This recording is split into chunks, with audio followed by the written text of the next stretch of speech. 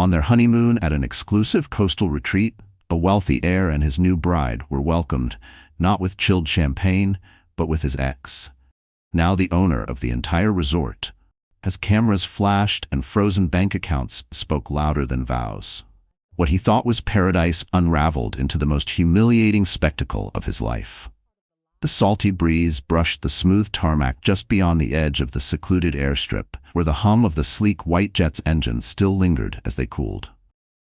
Julian Whitaker stepped down from the plane. First, his designer shades already in place, shielding his eyes from the golden Hawaiian sun that poured itself over the lush coastline like a silent promise. At his side, Camila stepped down gracefully, heels far too high for the runway and a cream silk dress that hugged her like raw ambition. Her manicured fingers clutched Julian's arm, her radiant smile brimming with the certainty of someone who believed she had finally made it. The air was dense but sweet, laced with sea salt and the faint perfume of plumeria. A polished black SUV waited at the bottom of the stairs, idling smoothly. The driver hurried out and opened the back door at once, nodding deferentially. Julian didn't bother to acknowledge him, adjusting his platinum watch before sliding into the back seat without a word. Camila slipped in beside him, legs crossed before the door even clicked shut. "Welcome to paradise, Mrs. Whitaker," Julian murmured with a crooked grin, tucking a strand of her dark hair behind her ear. Camila giggled, brushing her lips against his jaw. "I could get used to this," she said, already flicking through her phone. "Did they even know we're showing up early?" Julian let out a short laugh. "Obviously. I arranged every detail. Top-floor oceanfront suite, private pool, champagne on ice. This place bends over backward for people like me." Camila's eyes shone as they wound through narrow roads flanked by palms, the resort revealing itself at last like a dream. Rows of whitewashed villas spilling down a cliffside, wrapped in lush gardens and endless pools that seemed to merge with the Pacific. As they stepped into the lobby, cool air wrapped around them like an invitation to luxury. Polished marble gleamed under cut-glass chandeliers. A line of staff in crisp uniforms stood motionless behind the desk, not one daring to meet the couple's gaze directly. Julian moved with the ease of a man born to be envied, born to be obeyed. Camila, draped in designer sunglasses and glittering diamond studs, floated behind him, the perfect portrait of a trophy wife in paradise. He was savoring his choice. Young, stunning, pliant, and adoring, everything his ex-wife had stopped being years ago. "Whitaker, Julian Whitaker, presidential suite," he said to the concierge, tapping the marble counter once, his impatience barely contained. The concierge hesitated. "One moment, please, sir." Julian arched an eyebrow. "It's already paid in full. I booked it myself. We're here on our honeymoon." "Yes, of course, sir. I just need to confirm the details with our general manager. If you'd like to have a seat in the lounge, we'll handle it immediately." The tension was subtle but sparked under Julian's skin like static. He hated delays. He despised being made to wait. A small hot knot of anger bloomed behind his ribs. How dare they reduce him to any other man standing in line? He was Julian Whitaker. In his world, doors opened before he even asked. Camila, oblivious, didn't notice a thing. She posed for selfies in front of the swaying palms, adding captions like #wifey and blessed. Julian sat rigid in one of the plush lobby chairs, jaw clenched as the concierge murmured into a phone behind the front desk. No one offered them champagne. No one hurried over with apologies. Each minute crawled by, feeding the uneasy thought that maybe he wasn't as untouchable here as he was used to. After 10 minutes, Julian shot to his feet. "Is there an issue?" The concierge stood straighter. "Our general manager is on her way, sir. She'll assist you personally." "Fantastic," Julian muttered under his breath, pacing the polished floor. "Let's see how long she keeps this job." Then, from behind a frosted glass door, the sharp click of confident heels echoed through the lobby. Julian turned toward the sound and froze. The woman approaching wore a fitted navy dress, her dark hair swept into a sleek low bun. Every step was controlled, precise, powerful. She moved like she owned every inch of marble beneath her. "Isabella," he breathed, momentarily wondering if he'd lost his mind. His ex-wife stood before him, calm, composed, clipboard in hand. Her presence radiated such quiet command that for a split second, Julian forgot how to breathe. "Julian, she said smoothly, her voice as polite as if she'd run into him at a country club bar. "I didn't expect to see you so soon. Welcome to Kaya Cove." Camilla glanced up from her phone, confusion flickering. "Who's she?" Julian's throat tightened, but he forced his tone steady. "This is Isabella, my ex-wife." Isabella gave Camilla a single cordial nod. "And you must be the new Mrs. Whitaker." Her eyes drifted briefly to the diamond on Camilla's finger, then back to her face, dissecting her with a polite curiosity that felt more like an audit. "Congratulations." Camilla, unsure if it was a compliment or a veiled dig, forced a thin smile. "Thanks." Julian cleared his throat, straightening his shoulders. "What exactly is happening here? You work here now?" "I don't work here," Isabella said calmly, eyes locked on him. "Julian, I own it," Isabella said, her tone steady but unyielding. "I bought this resort 6 months ago. Smart investment, really." He stared at her, stunned. "You bought this place?" She flipped her clipboard around so he could see the letterhead, her name in bold serif type, Isabella Whitaker, Managing Director. A stamp of finality, a signature of absolute control. Camilla blinked. "Wait, she owns the resort? Like, really owns it?" Isabella's polite smile didn't falter. "That's right. Now about your reservation, there's a slight issue we need to discuss privately." Julian's eyes darkened. "We have a suite booked, confirmed, and paid for." "Yes," Isabella agreed evenly, turning a page in the folder she held. "But our system flagged the transaction as potentially fraudulent." Camilla gasped. "What? That's insane!" Isabella looked straight at Julian, unflinching. "Our accounting department cross-checked the payment source. The wire transfer came from an account that, according to the last legal filing, was still a joint marital asset. Since our divorce wasn't finalized until after you booked and the funds hadn't been divided yet, we have a problem." Julian's face turned red. "You're reaching." "I'm enforcing legal boundaries," Isabella said smoothly. "You see, Julian, when you withdrew money from our shared investment account to pay for a luxury honeymoon without disclosing it during the asset split, that's concealment, possibly fraud." "You wouldn't." "I already did." Camilla stepped back a little, her voice barely above a whisper. "Is this true?" Julian didn't answer. Isabella handed him a folder. Inside, printed statements, highlighted wire transfers, a copy of their divorce agreement, and emails backing every word she'd said. "Until this is resolved," Isabella continued calmly, "your reservation is canceled. Your account access is frozen by court order." "You can't do this," Julian growled. "Oh, but I can," Isabella said, her voice like ice. "And I have." Camilla's face twisted in disbelief. "So we're just homeless on our honeymoon?" Isabella turned to the front desk staff without another glance at Julian. "Please escort Mr. Whitaker and his guest to a private car. They'll be leaving shortly." As Julian opened his mouth to protest, a burst of flashbulbs erupted through the massive lobby windows. Photographers, reporters, microphones pressed against the glass. Someone had tipped them off. Julian turned in slow, mounting horror as Isabella slipped away through the same door she'd come from, leaving behind the chaos she had orchestrated with surgical precision. Camilla clutched her bag, her voice shaking. "You told me this was all yours. You said we were set." Julian had no answer. The reporters were already pouring through the lobby doors, and the heat outside was nothing compared to the wildfire raging inside him now. He'd come here to celebrate a fresh start, but he hadn't realized this chapter was being ghostwritten by someone else entirely. The car ride away from Kaya Cove was suffocating in its silence, heavy with sticky air and the weight of everything unsaid. Julian's fingers drummed restlessly on the armrest as the vehicle wound down the palm-lined road, away from the cliffside paradise he had so confidently reserved just days ago. Beside him, Camilla sat rigid, arms folded tight across her chest, her oversized sunglasses shielding her eyes. But Julian didn't need to see her face to read her mind. Each shallow exhale was like a ticking fuse to an explosion he knew was coming. For now, though, she stayed silent. They weren't taken to another 5-star suite or a private villa. Instead, the concierge had arranged a small guest house on the edge of town.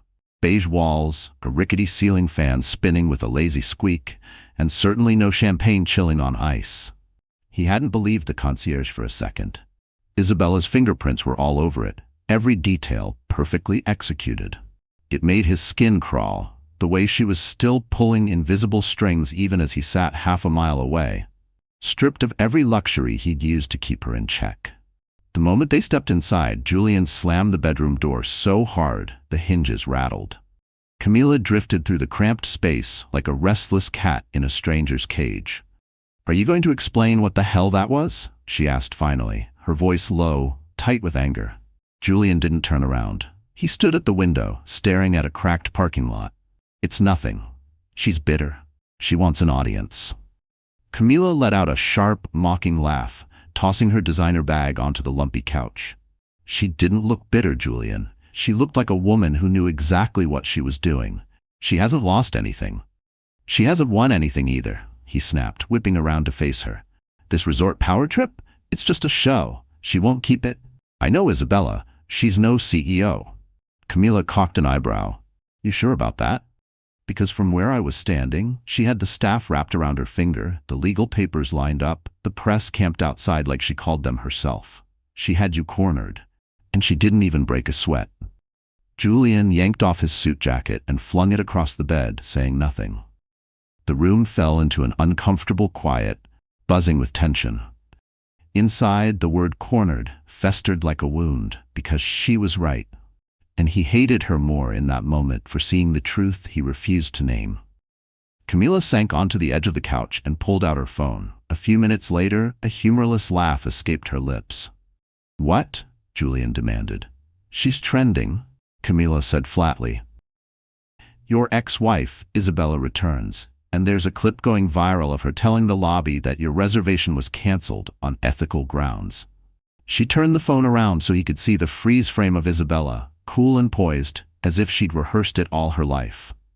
On Isabella's calm face, her jaw set firm, the caption beneath the viral clip read, "No woman should have to watch her life fund another's honeymoon." Julian stared at it, unblinking, a storm swirling dark and deep behind his eyes.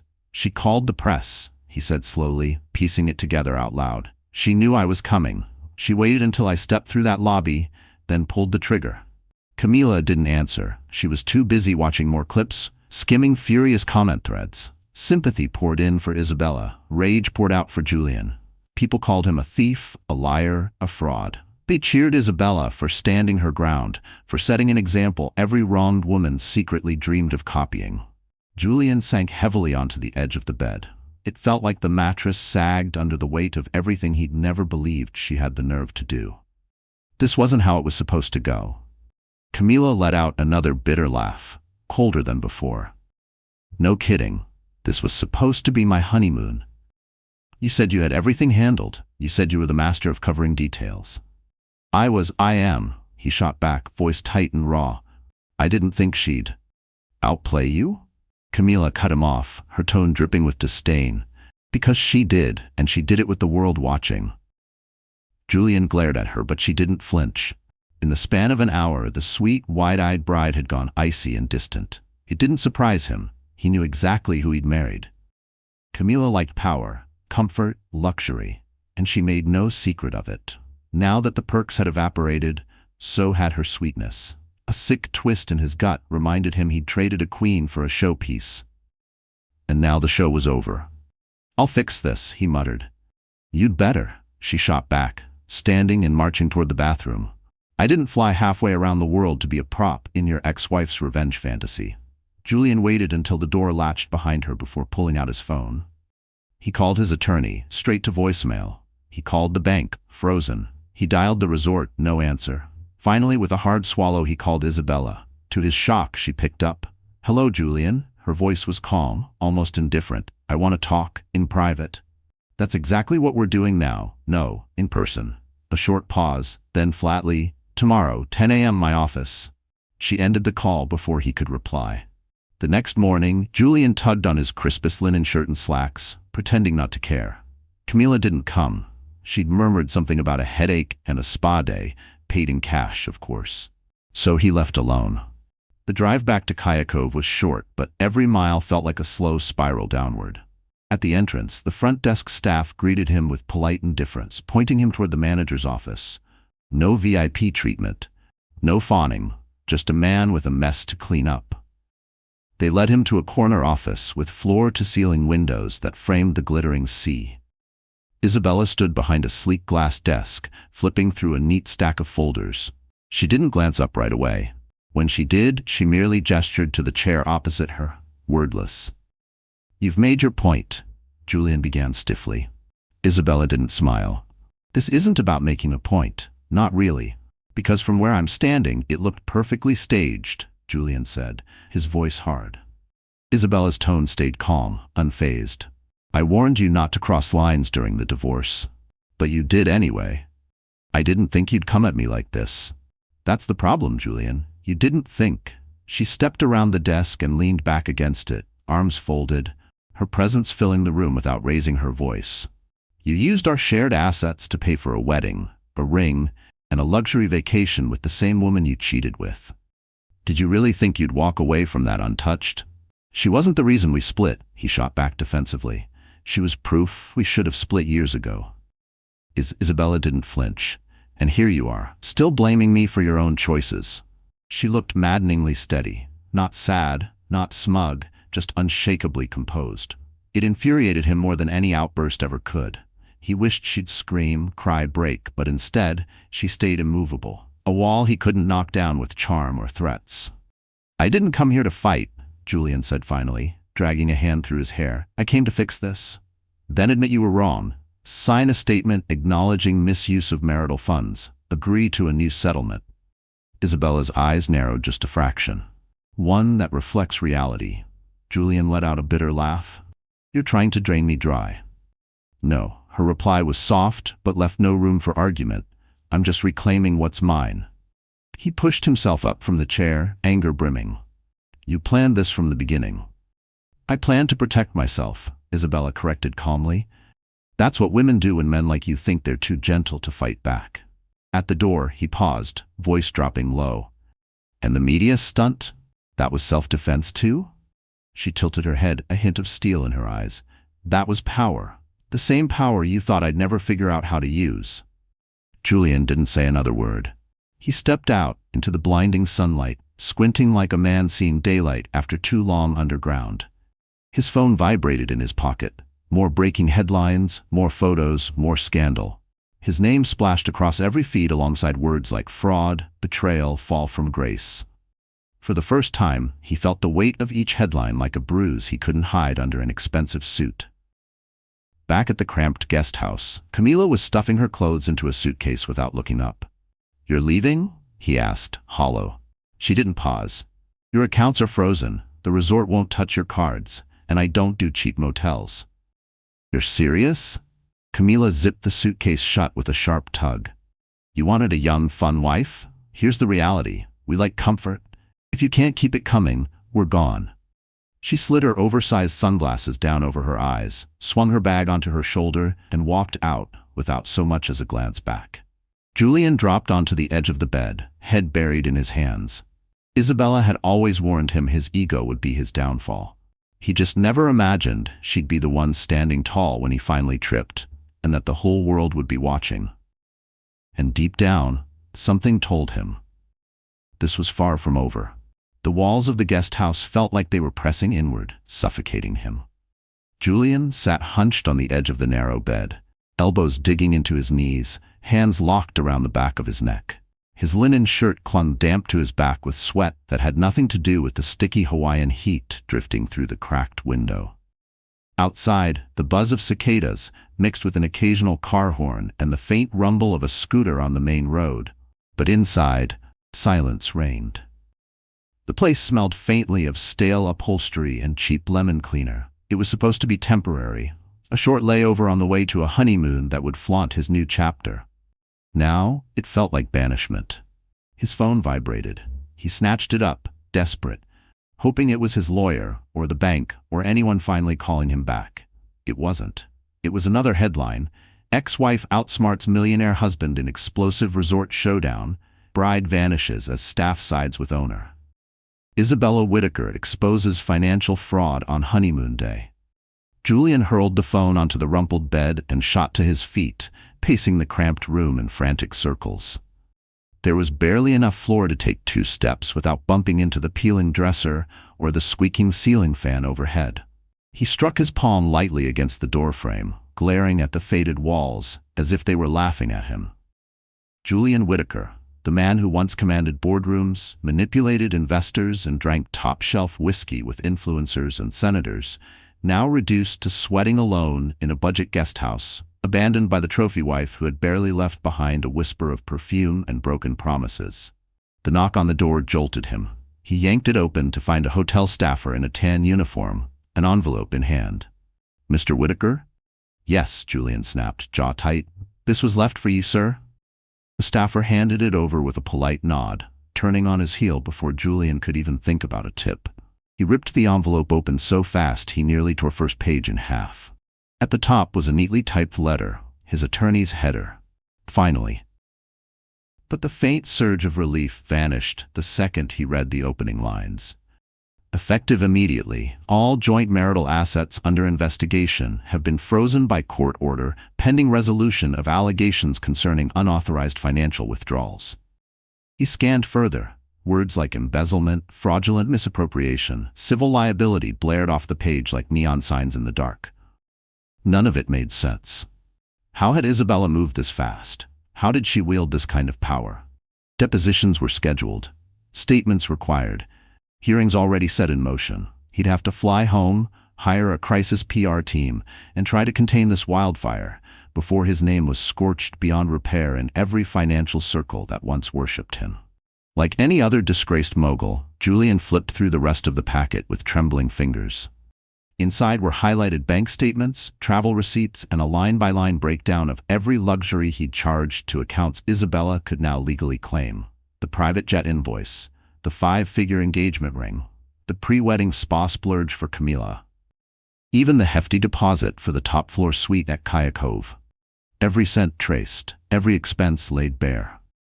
All of it damning. Julian had always assumed no one bothered to dig into those details. That's what lawyers and accountants were for. He'd spent his entire life surrounded by people paid to mop up his mistakes before the public ever smelled them. Now, not one of them was answering his calls. He was alone. He stumbled to the cheap nightstand and yanked open his laptop. Maybe he could still salvage this, a press statement, a heartfelt apology, spin it as a misunderstanding. He could claim the transfers were technicalities of a complicated divorce settlement. Cast himself as the victim of outdated laws, maybe even win a little sympathy. He opened his browser. His work email, locked. His investment accounts, locked. He tried a backup account, denied. Another, denied. Heart-pounding, he opened his personal banking app, fingers sweaty on the keys. He entered his password and stared at the screen as it refreshed. No, he rasped aloud, his voice cracking. He hit refresh again, and again. The number never changed. Just like that, the illusion of control he'd built his entire life around dissolved. Isabella hadn't simply humiliated him. She'd dismantled his power, piece by piece in broad daylight for the entire world to watch. Julian sank onto the edge of the bed, burying his face in his hands. Later that afternoon, suffocating in the stale air, he tried stepping outside for a walk. Maybe a few deep breaths would clear his head. He made it barely a block down the dusty road before 2 tourists, young, sunburned, laughing, pointed at him like he was a zoo animal. "Hey, that's him. Isabella's ex, right?" One of them yelled, raising his phone to film. Julian ignored them, spun on his heel, and almost broke into a jog back to the dingy guest house. Inside, he yanked the curtains shut so hard they nearly tore off the rod. He stood there in the half-dark, chest heaving. He despised this feeling, being prey instead of predator. But worse than being hunted, he hated being irrelevant, forgotten, replaceable. That night, sleep never came. He found a dusty bottle of cheap whiskey in the mini fridge and poured it into a cracked plastic cup. It burned all the way down, but dulled the roaring panic in his chest. He flicked the TV on for distraction, craving background noise. But every channel turned his humiliation into entertainment. One late-night host cracked jokes about how he'd lost both his wife and his mistress in under 24 hours.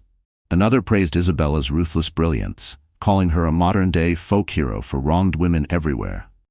Julian sat there in the glow of the screen, watching his reputation get shredded into viral sound bites and GIFs. He wasn't the mogul anymore. He was the cautionary tale, the scandal, the meme. Sometime before sunrise, Still in his wrinkled clothes, he passed out in the stiff armchair, the phone buzzing endlessly in his lap, reminding him with every notification that he had finally lost everything. He refused to look at his phone when he woke. A thin shaft of sunlight cut through the edge of the drawn curtain. The room was silent, save for the dull whir of the tired ceiling fan overhead. Julian stretched, and with that simple motion, felt every ounce of his mistakes pressing down on him again. Heavier now, somehow more real after a few restless hours of fitful sleep. A knock at the door startled him upright. This time he approached slowly, wary. It wasn't a courier. It was a young local journalist, polite but relentless, a press badge clipped to his polo shirt. "Mr. Whitaker, could I get a moment of your time? Just a quick statement?" Julian started to close the door, but the reporter lifted a tablet. On the screen, a live stream placeholder. Isabella Whitaker press conference, live today, Kaya Cove Main Hall. "The story isn't going away, sir," the reporter said gently. "You might want to be prepared." Julian slammed the door in his face. He sank back onto the unmade bed, heart pounding. For a moment he felt the old familiar heat of defiance rise in his chest. If Isabella wanted a public war, then she would get one. She might have locked down his accounts, hijacked his honeymoon, and dragged him through the mud in front of millions. But she hadn't taken everything. He still had his pride. He would twist it into a weapon. He always did. Or so he liked to believe. The resort glowed under the late afternoon sun, every window of Kaya Cove's grand main building catching the golden edge of the horizon like flames dancing behind glass.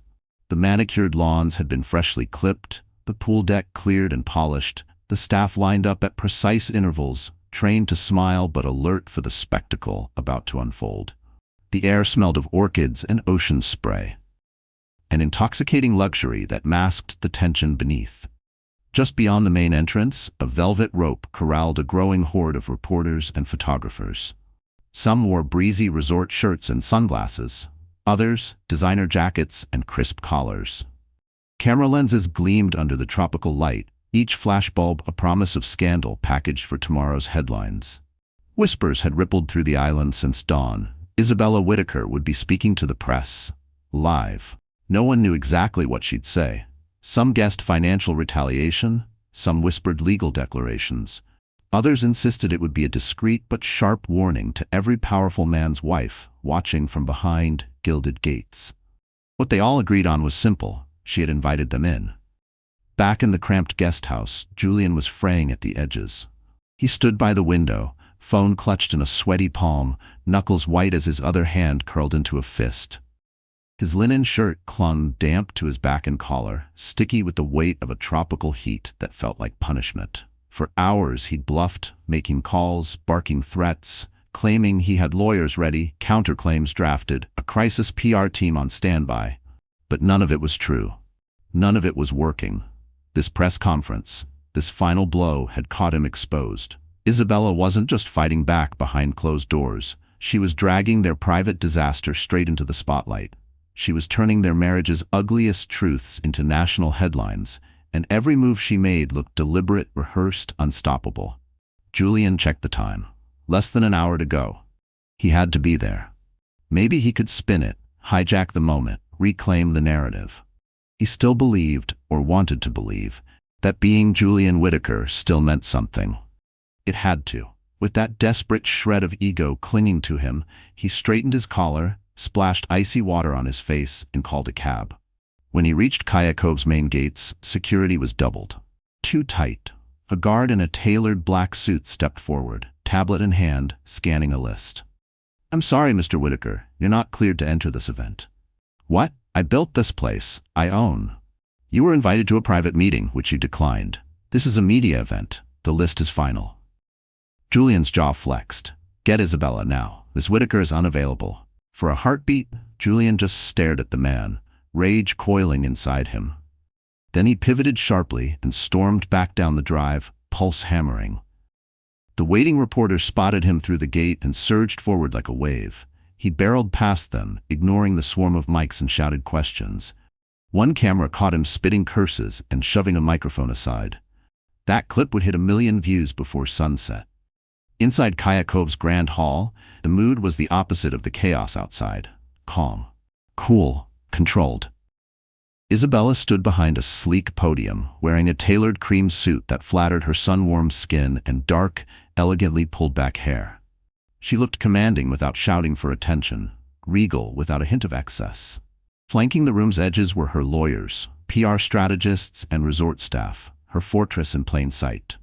The moment she stepped up to the microphone, the bright staccato of camera flashes painted the air in pulses of white. "Thank you all for coming," she began, her voice unwavering. "I hadn't planned to speak publicly today, but recent circumstances have made it necessary, not just for my own sake, but for the countless women who have been silenced, underestimated, or discarded." The room hushed to a reverent stillness. This resort was purchased using the fair share of my divorce settlement that I fought to secure. I chose to reinvest it in something meaningful, something restorative. I never intended for my personal life to affect this resort's operations. She paused just long enough for every word to sink in. But when I discovered that my ex-husband had used joint marital assets, without consent, to bankroll an extravagant honeymoon with the woman he abandoned our marriage for, I knew I couldn't, in good conscience, stay silent. A ripple of gasps and murmurs broke the silence. I took the lawful route. I filed claims, froze accounts, and today I stand here not to shame him, but to make one truth undeniable. Financial manipulation is abuse. It's not just unethical, it's illegal, and I will not stand by while it gets hidden behind wealth and charm. A fresh burst of flashbulbs popped. Reporters scribbled furiously, but Isabella didn't waver. She held up a slim folder for everyone to see. "These are the financial records. Audited, verified. They will be submitted to the proper authorities. What happens next is up to the courts." But to the women watching this, the ones who've been taken advantage of, brushed aside, or underestimated, remember this: silence is not your only option. The room broke into applause. Not polite, but genuine, swelling like a tide. Isabella paused, letting the roar wash over her. "And as for this resort," she continued, a subtle smile curving her lips, "I intend it to be a sanctuary, not a playground for those who treat people as disposable. We're launching programs to help women rebuild financially after divorce, hosting retreats focused on empowerment, and we'll start with a donation fund that matches, down to the last dollar, the cost of my ex-husband's canceled honeymoon." Laughter rippled through the hall, punctuated by another round of applause and the click of 100 camera shutters. Across town, in the back seat of a taxi, Julian watched it all unfold on his phone, live. His face was chalk pale, one hand trembling on his knee as Isabella's calm, unwavering words filled the car's stale air. He could feel her voice in his bones, steady, unstoppable. The driver glanced at him in the rearview mirror. "You good, man?" Julian didn't answer. He felt something he hadn't felt in a very, very long time: powerlessness. And it burned. Meanwhile, across the island, tucked into a trendy little beachside cafe, Camila lounged back in her seat, a bright cocktail in hand. She watched the same live stream on her phone, her lips curled in a wry smirk. Across from her sat a sun-kissed younger man she'd met earlier that morning at the spa, an influencer with perfect teeth and a camera crew never far behind. As Isabella's speech wrapped, Camila snapped her phone shut and lifted her glass toward her new companion. "Guess I married the wrong millionaire." The man laughed easily. "You married him?" "For now," she purred. Back at Kaya Cove, Isabella stepped away from the podium and slipped through the crowd. Her team fell in behind her like loyal shadows. She didn't pause for more cheers. She didn't need to. She had already won. In the days that followed, the clip of her speech was shared on every screen and feed. She sat for morning show interviews, was praised in op-eds, and held up in think pieces as a symbol of quiet, relentless resilience in a gilded world. Not once did she say Julian's name again. She didn't have to say his name. Everyone else was screaming it for her, and never in the way he would have wanted. He'd been erased from the narrative, rewritten into a punchline, a cautionary tale, a living lesson in humiliation. And the worst part? It was only the beginning. The evening heat made the tiny guest house feel like a suffocating cell. Even with the old ceiling fan overhead rattling like it might break free from the cracked plaster. The whole place reeked of stale perfume and failure, every peeling wall echoing his ruined expectations and vanished comfort. Julian slouched on the sagging couch, shirt unbuttoned halfway, fabric sticking damply to his chest. In his hand was a glass of warm gin. Not his drink of choice. He preferred aged bourbon poured slowly over a single perfect block of ice. But luxury didn't live here anymore. He hadn't spoken to another soul since Isabella's press conference. He hadn't needed to. The world was shouting plenty on his behalf. The door swung open with a tired creak, and Camilla stepped inside with a deliberate, calculated strut that made Julian straighten just slightly, his eyes narrowing. She was wearing one of the slinky silk dresses he'd bought her before the wedding, all allure and expensive promise. Her heels tapped sharp against the cracked tile, echoing through the suffocating room. A pair of sunglasses sat perched on her head, even though the sun had long dipped behind the low buildings. Her face was an unreadable mask, somewhere between ice-cold fury and utter detachment. "Where the hell have you been?" Julian rasped, voice gritty from disuse. "Out." She dropped her purse onto the rickety table with a dull thud. "Figured I'd get some air before the rest of your empire crumbles to ash." Julian let out a dry, humorless chuckle. "Glad you're still finding time for sarcasm." Camilla pivoted, arms folding tight over her chest. "What did you think I'd say? That I'm proud of you? That I'm thrilled to be rotting in a glorified broom closet while the whole internet laughs at us?" "I didn't ask you to stay," Julian snapped, pushing up to his feet. The stagnant heat between them crackled, charged. "You could have left days ago." She barked out a laugh, sharp and bitter. "Don't act like this wasn't my dream too, Julian. You promised me the world. You told me I was better, different, that I'd never lift a finger, that I'd be worshipped, draped in diamonds, draped across marble pools for everyone else to envy." "And you believed that?" he scoffed, sweeping a hand through the thick air. "That's on you." "Don't you dare," she hissed, voice slicing the room clean in half. "You sold me a fantasy. You used me to rewrite your pathetic ending, to parade me around like some shiny upgrade. And you? You used me for my money. At least I was honest about it." Silence crashed down between them, broken only by the distant hum of mopes on the street outside and the dying whir of the ceiling fan struggling overhead. Camilla's shoulders dropped a fraction, her eyes softening just enough to look human again. She sank onto the other end of the couch, their knees almost touching. "So, what now, Julian?" she murmured, voice low. "You gonna fix this? Or are we just sitting here waiting for tomorrow's headlines?" His throat bobbed. He sank down beside her, hands loose between his knees. "I don't know," he admitted, the words tasting like ash. "I didn't think she'd strike like this." Camilla shook her head, a bitter smile ghosting her lips. "You should have. She's not some discarded trophy, Julian. She's smarter than you ever gave her credit for." He let out a long, shaky breath through his nose, teeth grinding softly against the inside of his cheek. "I underestimated her." "No," Camilla shot back, her tone cutting but low. "You didn't just underestimate her. You erased her. You didn't replace her, Julian. You erased her. That's the difference. And now, she's rewriting the story without you in it." He stared at the grimy floor, the empty glass clenched so tight in his fist his knuckles went bone white. "She called the press. She humiliated me." Camilla gave a small, cold shrug. "She exposed you. There's a difference." Julian didn't answer. He felt hollow, as if someone had carved him open and left only the outline of the man he'd once convinced himself he was. Everything was heavier now. His name, his face, the future that used to feel inevitable. And beneath the heavy air, a more terrifying truth gnawed at him. Maybe he'd never been the mastermind. Maybe he'd just been too arrogant to see she'd outgrown him long before this spectacle began. "I can't stay here," Camilla said suddenly, her voice softer, almost regretful. "Not like this. I didn't sign up for broken bitter." "Then go," Julian mumbled, barely louder than a breath. She turned slowly, eyes narrowing into slits of sharp disgust. "Don't pretend you get to play the martyr here. You're not the victim, Julian. You're just the idiot who got caught." He looked at her, really looked at her, for the first time in days. The sheen on her lips was fading. The sparkle in her eyes had dulled to something flat, transactional. He'd once convinced himself she was freedom made flesh, the glittering second chance, the prize for enduring the fallout of his first marriage. Now she looked like a mirror reflecting every lie he'd ever told himself. It stung more than he expected, because maybe he didn't hate her for leaving.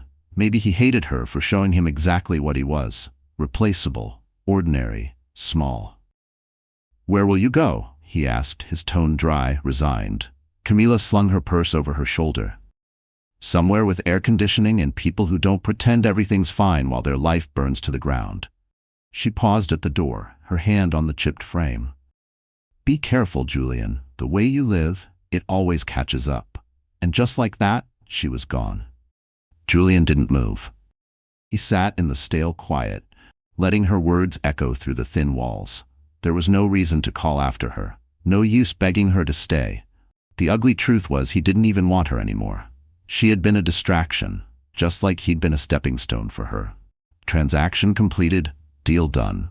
He rose and stalked to the cramped kitchenette, tipping the last of the gin down the rusted sink drain. He watched the clear liquor swirl away, vanishing as easily as the life he'd once thought untouchable. There had to be a way out of this, a reversal, a new plan. He was Julian Whitaker, the man who'd built an empire from nothing. There had to be another angle to play. But as the sun dipped below the ocean and the first stars flickered above the island, his old certainty kept slipping further away. Every call he made rang unanswered. Every contact he trusted was suddenly unreachable. One message bounced back with a curt auto-reply: "Currently reevaluating professional affiliations. Best of luck." Julian slammed the phone down harder than necessary. He checked his email again. Still locked, still nothing.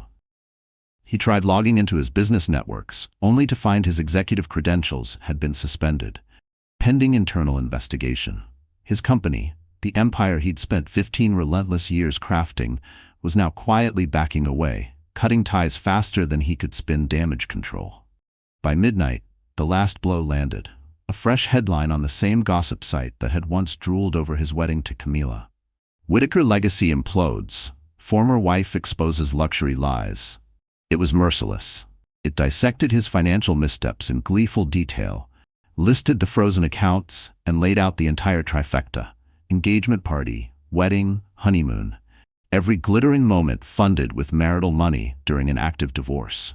It quoted Isabella's speech word for word, sprinkled in paparazzi shots of Camila dragging her luggage from the guest house, and ended with leaked video of Julian shoving a microphone at Kaya Cove's front gates. He scrolled to the bottom and stopped cold. A statement from one of his own board members: "We support accountability at every level. The company will continue to operate with integrity, and we are reviewing all executive conduct to uphold that standard." Julian lowered the phone slowly, feeling something inside him splinter deeper than pride. This wasn't just personal anymore. This was existential. His business, his reputation, his carefully polished identity, all of it coming undone in agonizing slow motion, and there was nothing he could do but watch. He sank back onto the battered couch, staring up at the ceiling where the fan spun in lazy, useless circles, its blades rimmed with dust and old neglect. Outside, thunder rolled low across the distant hills, a tropical storm brewing, but Julian barely registered it. His mind was trapped on a loop, replaying every smug decision, every entitled shrug, every blind assumption that he was untouchable. And now, alone in the stale dark, no money, no allies, no wife, something terrifying finally sank in. He wasn't the one with the power anymore. Isabella was, and he had no idea what she would do next. Julian Whitaker had spent his life idolizing forward motion, never look back, never dwell. Regret to him had always been for men too weak to stomach sacrifice, men without the backbone to cut what held them down. But now, lying flat on a borrowed bed in a cramped guest room that smelled faintly of mildew and cheap soap, eyes fixed on a cracked ceiling while the fan wheezed above him, regret slid through him like a slow poison. Sleep wouldn't come. It hadn't come in days, not since Isabella walked into that lobby with the composure of a queen and the receipts of a tactician. The fan creaked with each futile turn, stirring stale air that did nothing to cool the fever crawling through his skin. The only light was the moon spilling through slatted blinds. Julian turned his head toward the glow, and for the first time, he didn't fight the pull backward. He let the memory drag him under. He heard her laugh first, not the measured, polished laugh that charmed reporters now, but the real one. Careless, musical, the one she used to let slip when they used to stay up late in that cramped old apartment, splitting cheap takeout and dreaming out loud. She'd talk for hours about starting a nonprofit for underprivileged girls. He'd laugh and say he'd fund it after he closed his third big real estate deal. She'd laugh too, but then she'd say she didn't want his money. She just wanted him to believe in something that wasn't about profit margins and glossy branding. He remembered how Isabella used to drown herself in oversized sweaters, curling her feet under her on their second-hand couch. He remembered watching her dance barefoot across their sticky kitchen floor, stirring a pot of pasta, humming off-key with her hair piled into a messy knot. He remembered, fleeting but real, that for a heartbeat he'd thought he was the luckiest man alive. Then came the deals, the zeros, the gravity shift. With each contract signed, each digit added to his net worth, Isabella faded from being his partner to becoming a convenient background prop in the version of life he was rewriting for himself. He stopped listening, and heartbreakingly, she stopped trying to be heard. His downfall hadn't started with Camila. It started the first time he canceled a date night Isabella had spent days planning because some self-important investor invited him to a poker game on a yacht. It deepened when he dismissed her concerns about how he ran the business with that same condescending smirk. "You don't get how these things work, Isabella." It turned truly unforgivable the night she found the message, an innocent-looking text from his assistant, Camila. Innocent in phrasing, but drenched in subtext. Back then he hadn't even pretended. He could still see her by the window of their penthouse, city lights reflecting off glassy eyes. "Just tell me the truth, Julian. I can handle the truth." And he'd looked at her, cold, bored, untouchable, and said, "Does it matter?" That was the last time she cried for him. He remembered how her eyes changed in that instant, from wounded to vacant, as if she'd decided right then that the man she loved no longer existed. The divorce didn't happen overnight, but the emotional exit did. Long before the final signatures, she had walked out in every way that counted. Julian groaned under the weight of those ghosts, rolling onto his side as if he could crush them beneath him. But the memories kept surfacing. The board meetings where he boasted about his wife like she was some philanthropic footnote. The cocktail parties where he introduced Camila as his upgrade, smirking for the benefit of investors who smiled politely but flinched behind polite nods. The smug grin he'd worn signing the final divorce documents, so sure he'd won because he got the penthouse, and she got a settlement he assumed would dry up fast. But now, she owned a resort. She had the public in her corner. She had his downfall stamped permanently into search engines and tabloid archives. Impossible to scrub or spin, she was a figure people called a hero.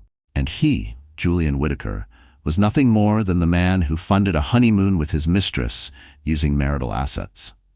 That was the headline now. He could not outbid it. He could not buy silence. He'd pushed himself out of the stiff bed, restless, the air heavy with the staleness of the past refusing to die. He padded across the room and stood by the small window, staring out into the night that refused to swallow him up. The street outside was empty, except for a stray cat slipping through pools of shadow and the occasional sweep of headlights from a passing moped. The silence pressed in on him like a suffocating blanket. He missed the hum of the city, the restless pulse of deals closing, people needing him, his name always in the air. Here, all he had were his thoughts, and they were mercilessly loud. His phone was down to 10% battery, but he powered it on anyway, scrolling through his contacts. So many names, so many so-called allies, all vanished into convenient silence. He paused over Isabella's number more than once, thumb hovering above the call icon, his hand actually shaking. What would he even say? "I'm sorry." "You win." Would she answer, hang up, laugh in his face? He didn't call her. Instead, he opened an old message from Mason, one of his first friends from business school, a man who'd stood next to him at both weddings. 2 days ago, before the headlines exploded, Mason had sent him a short warning. "You sure about this marriage, man? You're playing with fire." Julian hadn't bothered to reply. Not then. Now, he typed slowly, like the words weighed twice as much as they should. "You were right." He hit send. The status changed to delivered. A heartbeat later, read. Nothing more came. Even Mason had nothing left to say.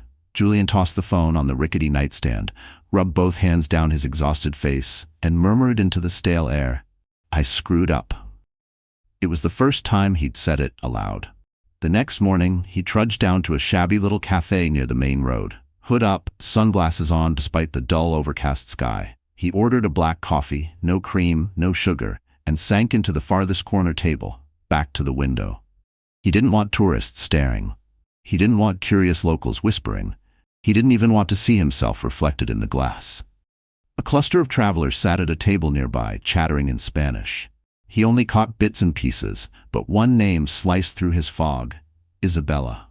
He glanced up. One of the women was holding up her phone, the press conference video playing on repeat. They were laughing softly, praising her, lifting their mugs in a quiet toast he didn't need to translate. Poor Isabella. Julian looked away quickly, jaw tightening so hard it hurt. She wasn't just a headline now, she was a symbol. And symbols don't fade quietly. His coffee was harsh on his tongue, but maybe that was just the taste of reality. Later that afternoon, he found himself wandering the beach alone. No entourage, no cameras, no wife trailing behind in designer sunglasses. Just him, his bare feet sinking into the burning sand, the crash of the surf a relentless echo in his skull. For once in his life, no one cared where he was going next. Not even him. He watched families laughing, couples strolling hand in hand, tourists posing against the endless ocean backdrop. Around him, life flowed forward, blissfully indifferent to his ruin. Julian lowered himself onto a sun-warmed rock near the water's edge and stared at the rolling surf. Far offshore, a sleek yacht bobbed lazily under the bright sky. For a fleeting heartbeat, he pictured himself on that deck. Glass of champagne in hand, Camila at his side, laughter echoing while Isabella dissolved behind him. Unseen in the rear view of a life he'd rewritten just for himself. But even in fantasy, the illusion cracked. Isabella was there too, calm, steady, watching from the shore. Untouched, unshakable. She had gathered the broken pieces and built something real. And he'd turned gold into dust, wealth into scandal, power into sand, slipping through clenched fists. The tide inched closer, foamy waves licking at his shoes. He didn't move. He let the salt water soak through leather and fabric and skin. Maybe if he let it rise high enough, it would wash off the stale illusions he'd worn like armor. Maybe it would strip him down to something honest for the first time in years. He didn't know what came next, but for once he understood why that terrified him. At Kaya Cove, Isabella Whitaker stood in her corner office. French doors opened wide to the balcony so the ocean breeze could wander freely inside. Morning light sifted through sheer curtains, laying long ribbons of shadow across polished hardwood floors. Far below, the infinity pool shimmered. Laughter drifted from the terrace cafe, where guests lingered over brunch beneath a crisp white canopy. A string quartet played softly near the garden steps, a soundtrack for a place that looked like paradise. And in many ways, it was. But for Isabella, paradise wasn't the postcard view or the glassy pool. It was this, the quiet that follows a perfectly executed checkmate. The calm earned after surviving the storm and choosing not to be broken by it. She moved slowly through the sunlit room, heels clicking across the floor, eyes grazing the neatly stacked folders on her immaculate desk. Each paper, each spreadsheet, each signed line was another knot in the safety net she'd spent months weaving. Her assistant, Marisol, slipped in carrying 2 iced coffees and a tablet tucked under her arm. Isabella accepted the coffee with a faint, grateful smile and waved her to sit. "Updates?" she asked, her tone even, her stride never breaking. Marisol tapped at her screen. "We've received 2 more partnership proposals this morning, one from a women's financial literacy nonprofit, the other from a legal advocacy group. Both want in on the retreat initiative you outlined." Isabella nodded, satisfied. "Good. Schedule calls with both. I want this mission to have real weight, not just polished headlines." Marisol grinned. "That's obvious, Isabella. You've built something solid here. People are paying attention." Isabella didn't answer right away. She drifted to the open doors, standing framed by salt air and a horizon so wide it felt endless. She crossed her arms, looking out past the manicured lawns and stone terraces, out to the restless ocean that, for the first time in a long while, didn't feel like an enemy at her back. Her expression was impossible to read. Thoughtful, certain, and entirely her own. Finally, she spoke, her voice lower, more deliberate. each word measured like a promise to herself more than anyone else. I didn't do this to punish Julian. Not exactly. I did it to prove to myself that I could exist without him, that I could thrive. The media loves the revenge angle, but the truth, the only person I needed to beat was the version of me who thought I couldn't stand alone. Marisol's voice softened. And the woman you are now? She doesn't need to beat anyone. She just needs to build. For a heartbeat, neither said a word. The breeze slipped through the open doors, fluttering a few pages across the desk until Isabella gently pressed her palm over them to keep them from flying away, her gold bracelet catching a quick flicker of sunlight. She turned back toward Marisol. Schedule the first women's retreat for the end of next month. 3 days, full programming. Workshops on asset protection, legal rights, rebuilding after divorce, and find me a keynote speaker, someone who's walked through the fire and come out clean. Marisol was already typing furiously, her fingers skimming over her tablet. I'll start pulling names. Also, reach out to our legal team, Isabella added, her tone crisp but calm. I want to follow up on the case against Julian. The public drama's over, but the real work is making sure the consequences stick. Marisol paused, glancing up. Do you think he'll try to fight it? Isabella exhaled slowly, brushing a dark strand of hair behind her ear. Of course, men like him always do, but fighting needs fuel. And right now he's out of steam, out of friends, out of leverage. He'll swing once or twice more, then disappear into whatever tatters of his reputation he can salvage. She moved across the room again, every step deliberate. On the wall behind her desk hung a single black and white photo, her and Julian, years ago, standing arm in arm in front of their first too-small apartment. Young, hungry, foolish. She'd never kept it for nostalgia's sake, only as a reminder of just how far she'd climbed since then. She studied it for a long, quiet moment, then she lifted it gently from its hook and laid it face down in a drawer. That chapter was done. Downstairs in the cafe, 2 women sat side by side, cappuccinos steaming next to open laptops. One clicked on last night's interview and turned the screen for her friend. Isabella's voice flowed through the little speaker, calm, unyielding. This isn't about vengeance, she said on screen, eyes clear, posture regal. It's about power, reclaiming it, redistributing it, and teaching women how to hold it. She's incredible, one woman whispered, awe softening her words. Can you imagine doing something like that after everything falls apart? Not just doing something, the other said, shaking her head with a grin. Building a whole empire out of the wreckage. Upstairs again, Isabella was deep in discussion with her financial advisor, Evelyn, a sharp-eyed woman with perfectly pinned silver hair. Evelyn tapped her tablet, charts and numbers flickering on the screen. Our Q2 revenue projections have jumped 23% since last week. And the nonprofit arm, Women Reclaiming Wealth, has already secured over $150,000 in donations. Isabella nodded once, decisively. We'll match it, every dollar, directly from the resort's profits. Evelyn smiled, tapping another note into her tablet. Done. Isabella turned back to the window, where the sea stretched out in infinite blue. This was power, not the power to destroy, but to rebuild, to protect, to teach. And this time, it belonged to her alone. Are you sure? Evelyn asked, one eyebrow lifting in that precise way only she could pull off. That's a substantial pledge. I'm sure, Isabella said without flinching. This resort was never meant to be just luxury. It's a symbol, and symbols mean nothing unless they help someone else. She flicked her gaze to the wall-mounted screen, where a muted financial news ticker scrolled steadily. Julian's name flashed for half a second. Whitaker Holdings CEO. Under investigation. Isabella didn't smile, didn't gloat. She simply lifted the remote and powered off the TV. Evelyn leaned back in her chair, studying her. You know, I've advised a lot of clients post-divorce, but no one has ever done what you're doing. You're not just surviving this, Isabella. You're rewriting what comes next. Isabella let the words settle like warm embers in the quiet room before answering, calm but certain. That's the whole point. I don't want women to ask, how do I get through this? I want them to ask, what can I build from this? Outside, the sky was dipped in soft orange, the sun lowering behind the ocean in a slow-motion retreat.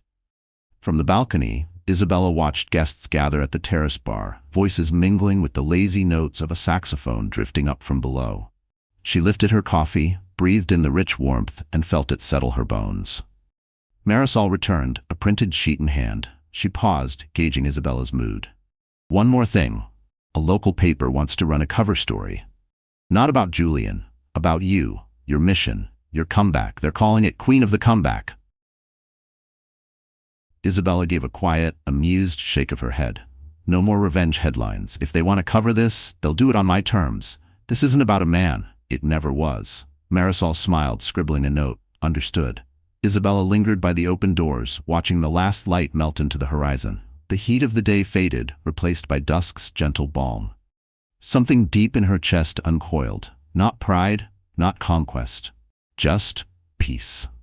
She had turned pain into a blueprint, humiliation into architecture, silence into a megaphone, and the best part? She was only getting started.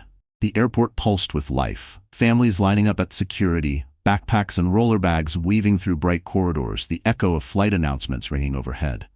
In the middle of it all, Julian Whitaker stood like a ghost someone had forgotten to sweep away. His clothes were wrinkled, slept in for days. His face was hollow, jaw locked so tight a vein throbbed in his neck. He carried no luggage, nothing to pack, nothing left to drag behind him. Just a cracked leather briefcase tucked under one arm like an artifact from another life. He checked the departure board once. He didn't really care where he was going. Anywhere felt better than here. A place where his name had turned to ash, where she had risen from his shadow and taught the world to say her name louder than his. A final boarding call echoed overhead. Julian closed his eyes for half a second, swallowed hard, then forced himself forward, into whatever waited for a man who thought he could rewrite the ending and learned too late who the real author had always been. His duffel bag had been stolen from the guest house 2 nights ago. He hadn't bothered to replace it. All Julian had left was his phone, his passport, and a pitiful scrap of pride, unraveling more by the hour. He was supposed to be on a flight back to New York, back to familiar sidewalks and conference rooms where he could meet with lawyers, polish up his story, maybe even remind a few loyalists who he used to be. At the airline counter, the clerk confirmed his reservation. Paid weeks ago before the walls fell in, was still valid. It was the first flicker of hope he'd had in days. But as he stepped toward the security line, 2 men in crisp navy uniforms blocked his path. "Mr. Julian Whitaker," one asked, firm but courteous. Julian froze.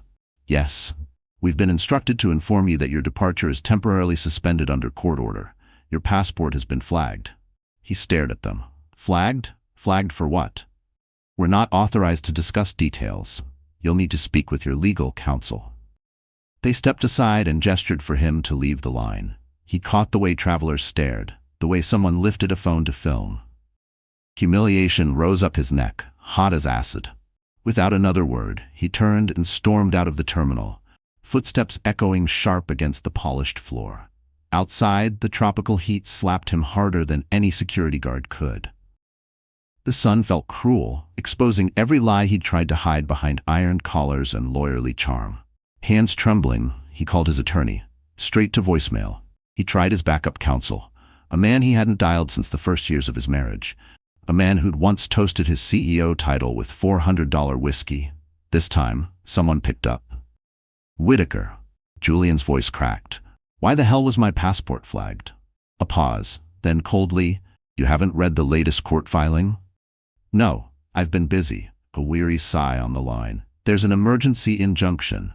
Isabella's lawyers petitioned to freeze your movement. You're now flagged as a potential financial flight risk. A judge signed off. There's a hearing set to decide if you can travel internationally while the asset investigation is active." "This is insane," Julian snapped. "She's treating me like I'm on the run." "Well," the lawyer said, choosing each word carefully, "considering the funds involved, the timing, and the fact that you tried to leave the country without notifying the court, you're not exactly selling honest citizen right now." "I wasn't running," Julian hissed. "I was trying to go home." A beat. "Then, maybe stop calling New York home, Julian. That penthouse isn't yours anymore." The line went dead before he could scream. By the time he hitched a ride back into town, dusk had swallowed the coastline. The sky sagged low and bruised, thunder mumbling overhead, promising a storm. He dragged himself up the cracked steps of the guest house, the soles of his designer shoes peeling like cheap veneer. The owner, an older woman who hadn't met his eyes in days, waited in the doorway, holding an envelope out to him without a word. "This came for you." Julian took the envelope silently and closed the door behind him. He sank onto the edge of the bed before he even looked at it. The letterhead at the top was unmistakable. The polished crest of his own holding company. Effective immediately, the board of directors has voted to relieve Mr. Julian Whitaker of all executive responsibilities, pending the outcome of ongoing legal proceedings. Interim leadership will assume operations until further notice. No phone call, no last-minute appeal, just words on paper, final, cold, and absolute. The letter slipped from his fingers and drifted to the floor. Outside, the first raindrops splattered against the grimy window. His phone buzzed again on the nightstand, vibrating against the cheap wood. He didn't pick it up. He didn't need to. The flood of alerts all read the same way now. Headlines, hashtags, think pieces. He tapped open one anyway. From tycoon to train wreck, the Julian Whitaker collapse. It laid out every misstep with surgical precision. Anonymous sources, old golf buddies, former boardroom sycophants, spilled details about the reckless spending, the affair, the self-inflicted cracks in his empire. It painted Isabella as elegant, patient, brilliant in her restraint, and him, careless, vain, drunk on his own myth. And the worst part, it wasn't wrong. He tried, half-heartedly, to tell himself it would pass. Scandals always faded. Reputations could be repurchased. He'd done it before. But this didn't feel like a stain to polish out. This felt like rot in the foundation. A ruin that no amount of PR or hush money could fix. The rain thickened, drumming steady against the glass. Julian drifted to the window and leaned his forehead against the cold pane, watching the drops slither down in crooked lines like slow tears. For the first time in years, he felt something he couldn't monetize or bury under a new title. He felt loss, not just of things, but of the truth he'd willfully thrown away. The marriage. The trust. The legacy he'd convinced himself would outlive his worst mistakes. Isabella had watched it all, stone steady and waiting for the moment gravity did the rest. He'd swung the first hammer himself. She'd simply let him do it. He wandered into the bathroom and caught his own reflection in the smeared mirror. He looked older, a man aged 10 years and 10 days, the lines around his mouth deeper. The shine in his eyes burned down to a weary flicker. He splashed water on his face, fingers clinging to the edge of the sink as if it might hold him together. Downstairs, a knock rattled the doorframe. Julian ignored it. It came again, harder this time. Reluctantly, he shuffled over and cracked it open. The local journalist stood there, young and polite but relentless, rain dripping off his collar. In one hand a recorder, already blinking red. "Mr. Whitaker, would you consider an exclusive? A chance to clarify your side?" Julian stared at him, rain-soaked and exhausted. He let out a ragged breath that almost sounded like a laugh. "I don't have a story anymore," he muttered. Then he shut the door, softly, finally, and let the storm have the last word. "Just a mess." The young reporter shifted awkwardly on the doorstep, unsure whether to push for more. But Julian stepped back, letting the door ease shut between them, with quiet, heavy finality. He drifted back to the bed and let himself collapse on top of the rumpled covers, shoes and all. For a long time he didn't move. Thunder rumbled again, closer now. The storm had arrived, and this time it wasn't passing through. It was here to stay. His mind drifted, unbidden, to the beach, to Isabella, to that final night when they'd signed the last divorce papers. He'd laughed then. Laughed at her parting words. "You'll see what you gave up. Not all at once, but piece by piece." And now the pieces were gone. The wealth, the polished name, the mistress, the penthouse, the company. The future he'd once bragged was bulletproof. All that remained was Julian Whitaker, alone, and finally irrevocably, no longer untouchable. The sun dipped low over the endless Pacific, a golden lantern sinking slow behind the horizon, casting soft shadows across the white sand that wrapped Kaya Cove in a quiet embrace. A salty breeze stirred the blooming hibiscus and rustled the tall palms. Sheer white curtains lifted and fell in lazy arcs on the oceanfront terrace. It was a moment that asked for nothing, no applause, no audience, content simply to be. Isabella Whitaker sat exactly where she wanted to be. Barefoot in a wicker chair facing the sea, legs folded beneath her, a light linen shawl draped over her shoulders. In her hands, a ceramic mug of chamomile tea cooled slowly. She wasn't thinking about court filings or news cycles, not about lawyers or profit margins or occupancy reports. She wasn't thinking about him. Not actively, not anymore. He was still there, somewhere on the faded edges of memory, like an old painting tucked in the back corner of an attic. But she didn't bother dusting it off these days. She'd learned the truth. Some ghosts never leave, but you choose whether they occupy your mind rent-free. Below, the waves shushed against the shore, over and over, a heartbeat older than any man's ambition. Somewhere behind her, the resort breathed with a steady hum. Laughter over clinking wine glasses, the soft scrape of sandals on stone, a violin drifting from the courtyard. She had built this, not just the walls and terraces, but the purpose they carried. She had taken the hollowed-out version of herself and filled it back in with something unshakable. She had rooted herself in the ruins he'd left behind and grown taller for it. Her phone buzzed on the low table beside her chair. She glanced at it, unhurried. A voicemail. The caller ID, Julian Whitaker. She didn't open it. She simply looked at the screen for a few quiet seconds, then picked up the phone, felt its small weight in her palm, and set it back down. She could listen.